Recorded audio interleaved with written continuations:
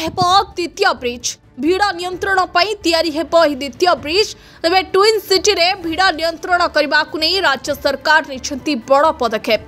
यह प्रकल्प 297 कोटी टंका व्यय बराद होता सूचना मिली। ब्रिज निर्माण पर टेंडर प्रक्रिया जारी रही। 36 मास मध्य ब्रिज काम सारिबा को रखा लक्ष्य।